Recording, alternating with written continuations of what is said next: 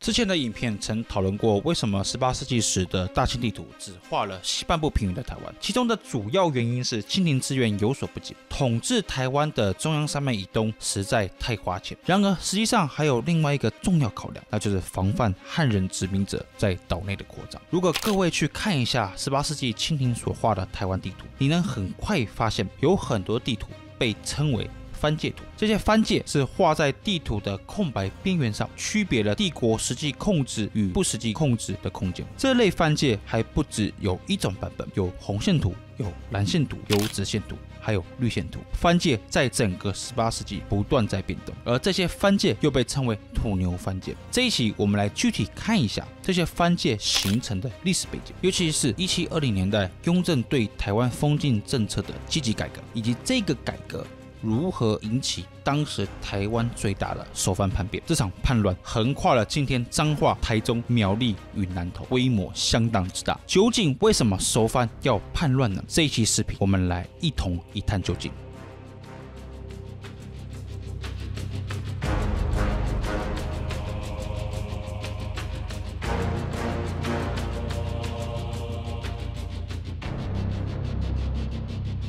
如上集所述，1683年施琅率大清水师攻破明郑在台湾的势力以后，康熙皇帝其实多次拒绝了群臣纳台湾入版图的请求，也就是所谓的台湾去留争议。但最终施琅指出了帝国海防的下怀，也就是如果不控制台湾，很可能这座岛再度成为叛乱分子的根据地，骚扰帝国的东南赋税总地。有了施琅的这番议论，才说服了康熙帝同意留下台湾岛。然而，要控制台湾，不代表要全面开发经营台湾。我们要记得的是，控制成本是人类历史上所有成功帝国都会做的事情。从开发收税的角度来说，当时的台湾岛对清廷来说有价值的区域，主要是已经有农业开发的西部平原，尤其是今天台南为核心的地带。对清廷来说，没有农业的区域意味着没有赋税，没有赋税就没有足够的经济资源来负担维持行政与治安所带来的成本问题。因此，当时清廷的施政方针非常明确，也就是用最低的统治成本，达到防止台湾成为叛乱根源的目标。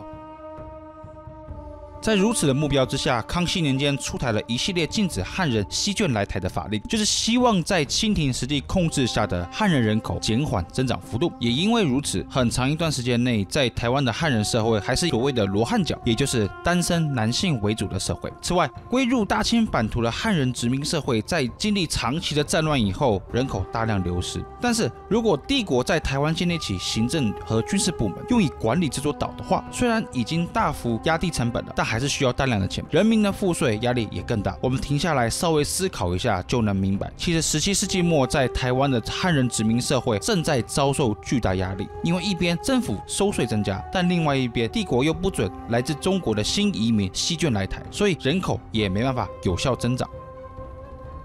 这一来一往的结果是，汉人受不了帝国强力压制与剥削，因而于1721年，漳州籍的朱一贵发起大规模民变，在非常短的时间内，鸭母王朱一贵的乱军攻破了帝国在台湾的首府及今天的台南。虽然这起事件很快被帝国的远征军平定下来，但由于封禁政策带给台湾社会的动荡与不安已经浮上台面。当时帝国政府的一些官员认为解决之道是更强力的执行封禁政策，严格控制汉人的人口。然而，一些帝国官员已逐渐意识到，过去的隔离汉人的政策是不可行的，甚至该政策正是造成动乱的根源。这批人以主管福建地区的官员为主，如1727年时，福建与浙江2省的最高长官闽浙总督高启卓上奏雍正帝，称近来福建省的人与曾在省里做过事的官员都在上层议论，都说人民住在台湾，既没有家室，也没有久远安居的计划。既然没有父母妻子的羁绊，才会干不法之事。如果能让人民带他们的家属来台，人人有守护自己的家、照顾妻子之心，就不会乱搞事了。这才是安定台湾的好办法。当时雍正帝正在大搞帝国改革，针对高启卓的谏言，北京给予正面的支持，支持地方政府改善台湾的社会结构。然而，除了家庭结构与性别比例不正常以外， 18世纪的台湾社会还有另外一个不稳定的因子，那就是汉人殖民者不断侵垦原住民部落的土地。实际上，自清初以来，帝国所奉行的族群隔离政策的精神，便是希望汉人待在汉人区，番人在番地，理想上两边最好能不接触就不接触。其中，当时也同时与汉人殖民者居住在西部平原的是所谓的平埔族。清初以来，帝国并不真的想要花另外的成本去控制他们，但北京确实是希望平埔族能维持自己的土地与军事力量，用以制衡汉人，因而帝国是明令禁止汉人侵蚀番地的。然而，从山多地少的福建、广东来到台湾的汉人拓殖者，他们的目标其实不外乎就是拥有土地。这些禁令对他们来说实在很恼人，所以这些拓殖者透过各种办法，以合法的方式取得收番的土地。其中一项办法就是假借番地之名开垦。什么意思？就是向政府申报自己是熟番部落的佃农。所以理论上，他们向外开垦的行为不是汉人向外侵垦，而是作为熟番的佃农帮平埔族开垦土地，如此一来就合法了。但这些新开垦的田地，熟番能不能实际控制呢？大部分的情况是不能的。当时这类游走于法律边缘的开垦行径，使得番地一点一滴的落入汉人殖民者手中。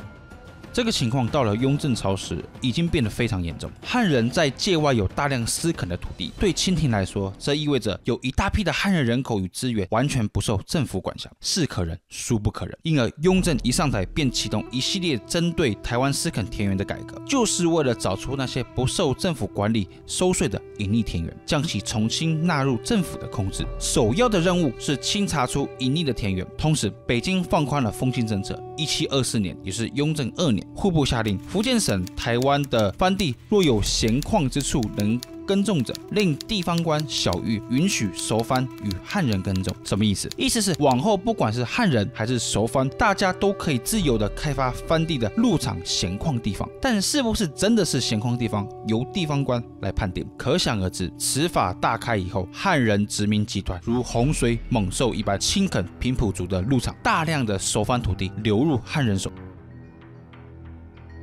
6年后的1730年，当时的福建台湾道长官刘凡昌上奏雍正帝，称近来土番也慢慢学会耕种，如果真能开垦，应该与汉人一样缴纳正贡，设想便能免除。这里牵涉到清代台湾的税制问题，不是这里三言两语能讲清楚的。但大体而言，由于族群隔离政策，18世纪初期的台湾社会的税收可以简单分为2种：一是民饷，也就是汉人缴纳的实物税；二是番饷或社饷，也就是熟番缴纳的现金税。各地的情况不大相同，但整体而言可以说，番饷的负担较轻，也比较优待，而汉人的民饷负担比较重。这是为什么之前汉人会冒险以番地佃农的名义进行开垦的重要因素。因为不仅是帝国保证熟番的权益，而且番饷的税更低。而我们现在所读到的福建台湾道长官刘凡昌的奏折，就是建议北京取消这种族群区别，使得汉人与熟番的赋税没有区别，一视同仁。该政策一出，实际上掌握在汉人拓殖者手里，但名义上是熟番的土地，大量被汉人申报为名人的田地。可想而知，在没有番地的保护政策以后，经济上拥有绝对优势的汉人拓垦户更侵略性的抢夺原住民土地，大量的土地因而流失到汉人豪强手上。雍正朝的改革使得台湾地方政府更有钱了，加强了行政效率，也使地方政府有权增加驻军。然而，大量的熟番土地落入汉人殖民者手上一事，引起熟番强烈的不满。很快于隔年的1731年，爆发了严重的熟番叛乱事件，史称番变。中部的大甲溪社进攻位于今天台中沙鹿的淡水同知衙门，并且联合其他番社袭击附近的汉人拓垦地，最终演变成台湾中部地区的番社联合叛乱，攻击对象就是抢夺他们土地的汉人殖民者。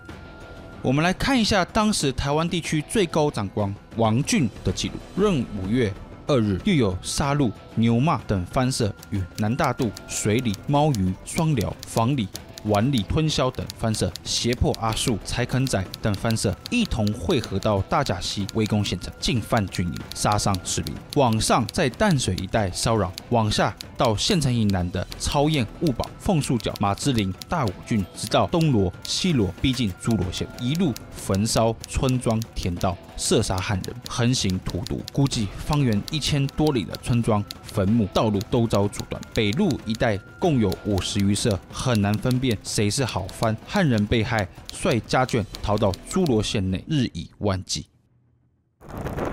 我们来看一下这份地图，这是由台湾番界研究最重要的学者之一的中研院社会所的柯志明柯院士提供的地图，全是公开的网络资讯，感兴趣的朋友可以自己去看看。这份地图画的就是1731年爆发的番变，这里是彰化城。这里是鹿港，事变发生的主战场在大甲溪附近，红色的房屋标志是叛变的平埔族番社，就是如上述文献所述的南大肚社、台中的大甲溪社、北至苗栗的吞霄社、东至沙连仔社、狮仔社等等。试想一下，今天台湾发生一场动乱，横跨彰化、台中、苗栗与南投，规模不可说不大。蓝色与蓝绿色线部分是大清官军的行进路线，事变在1年内就结束。但我们从王俊的记录和这份地图可以略知，这场番变的终点是中部的熟番部落再也受不了汉人殖民者的巧取豪夺了，攻击他们的新拓垦田园，才引起如此巨大的动乱。可想而知的是，这些往北侵垦原住民土地的汉人集团是坚决的主战派，强烈反对福建省政府内部的主府派，担心他们好不容易取得了新土地又被送回给熟番。这些主战的殖民者联合地方上同样也主战的官员，鼓励各地庄园的低阶汉人参战。在这场风波中，不只是彼此看不顺眼的漳州籍和泉州籍的殖民者，还联合了这里的熟番安里社，共同对抗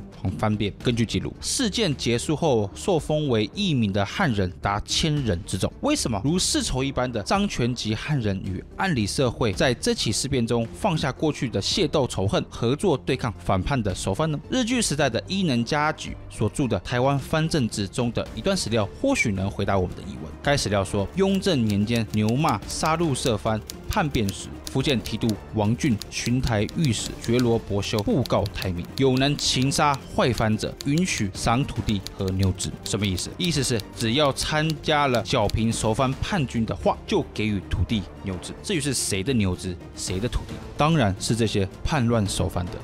在多方势力暗藏各自复杂动机的情况下面，这次中部平埔族的叛乱得到汉人拓垦势力，当时称为义民的支持，以及一些原本比较弱的熟番部落，如我们已经提到的安里社，还有北边苗栗的新港社等等的响应。本来比较强大的大肚社、大甲社等熟番，经此一役，力量被大幅削弱。选择与清政府和汉人殖民集团站在一边的安里社则崛起。安里社的土官敦仔、阿达歪、汉民潘敦在番变平定以后，还随台湾总兵王俊一同到北京进进了雍正帝。自此以后，安里社土官成为清廷强力的助援。番变平定以后，雍正帝与帝国官员开始真正意识到，新的改革反而使得帝国合作的熟番被削弱，具有叛乱前科的汉人势力反而做大。雍正初年的开放番地政策，实际上使得过去治台政策的主轴及防范汉人相矛盾，直接造成了汉人更厉害的侵垦原住民土地。雍正帝赶紧踩了改革的刹车，希望能够回到以前的封禁政策，让汉人控制在番界以内，而番地还给熟番。因此，1732年番变平定以后，急需解决的问题是，那些已经被汉人申报给官府的熟番田园，是不是该重新还给熟番部落？我建议各位看到这里停下来想一想，如果你是主政者，你会怎么做？如果你是住在街头的理想主义进步派人士，你可能会主张应该要把这些汉人巧取豪夺的土地还给原住民，但此举的结果只会有一个，那就是造成大量的中低下阶级的汉人失业。你要记得，不管政策怎么改，大户不会失业，死的永远是底下被操弄的散户韭菜。这些中低下的汉人失业以后，势必引发台湾社会新一波的动乱。当时雍正虽然希望回到封禁政策，但他毕竟不是每天在街头抗议的人，他是实际当家的人。雍正老人家也有些犹豫，毕竟当时大清西北的局势非常诡谲，准噶尔汗国已经在动员部队准备进犯喀喀蒙古了。雍正不想在一海外小岛上又另辟战场，况且直接管理台湾的福建方面政府强烈反对回到封禁政策，他们知道一回去一定引起新的动荡，强烈建议皇帝别这么理想主义。但雍正没来得及想好，便在3年后的1735年去世。新的皇帝乾隆登基即位，乾隆一台便首肯了福建方面的温和提案，让有经过政党买卖并且有实际契约证明的番地归汉人拥有，但是没有契约者将被视为私占，必须还给原住民。所以汉人大户退还了一部分的土地给熟番，也保留了一部分。换句话说，就是双方各打50大板。新上台的乾隆政府本质上也与后来的雍正对治理台湾有一样的看法。也就是认为遏制汉人发展的最好办法就是17世纪末所设立的族群隔离政策。但1730年代中期时，已经过了将近半个世纪，过去设立的隔离政策的社会条件消失了。来自中国的汉人殖民集团已经确立了他们在台湾的优越地位。西部大批的熟番部落经过1720年代的改革以后，已经大幅衰弱。其实有如安理社这样愿意与帝国合作，而且也强大的熟番部落，但很大一部分的平埔族传统领地已给汉人侵占。在如此的情况底下，如果你是乾隆帝，你会怎么办？当时的现实情况是，帝国需要汉人殖民者耕种，创造粮食与价值，以维持台湾地方政府与军队的开销，但又深深的恐惧这批人潜在的动乱潜能，尤其是担心这些汉人又搞出如明正、朱一贵一般的反清势力。在这个条件下，你会怎么做呢？下一期我们来聊一聊乾隆朝针对汉人殖民集团所设立的新隔离政策——3层制族群空间制度，敬请期待。